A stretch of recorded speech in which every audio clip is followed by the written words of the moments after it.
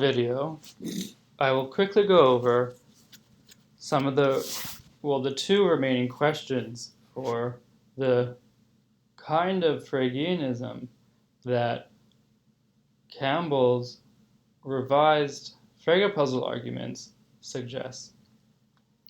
So let's recall the transcendental argument which we just went over. This argument just given shows that in order for us to ever be justified in grouping together two beliefs as about the same object, then there must be singular terms that share a sense. Now, assuming that we have such justification, that we are sometimes justified in doing so, and therefore that there are some singular terms that do share a sense, there's still the following two questions. First, when exactly is there sameness of sense? So, returning to our intuitions about the fly tracking case, we would like to say that in a case where you are perceptually attending to some object over time, in normal conditions, etc., when you're looking at something and it's clear to you that it's the same thing that you're seeing over time, the beliefs you form about that object at various times during that episode of tracking, which involve demonstratives, those demonstratives share senses. So let me rephrase this in a more simple way.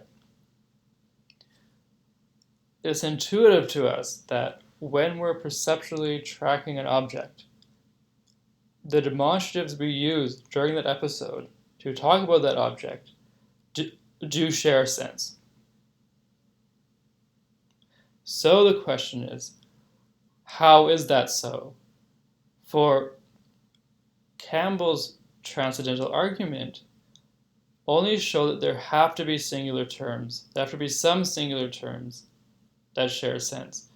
The transcendental argument does not show that in the case of, for instance, Elijah tracking the fly around his cave, in that case, Elijah's demonstratives, the transcendental argument does not show that in that case, the demonstratives share sense. And in general, when we're tracking an object with our perceptual attention and forming demonstrative beliefs about it, that for all that Campbell has said in his transcendental argument does not explain how, in that specific case, the demonstratives share senses.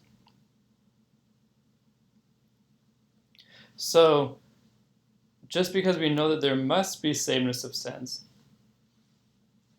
that does not tell us how and when the specific sameness of sense does arise. Now, the second question is, what is sense? So, this paper of Campbell's refines Frege's ideas of cognitive value in terms of inference. But there still is the question of what this thing sense is. So these two questions are worth bearing in mind, and when we read another paper of Campbell's in, I think, a week or two, we will see some answers he ends up giving to these questions.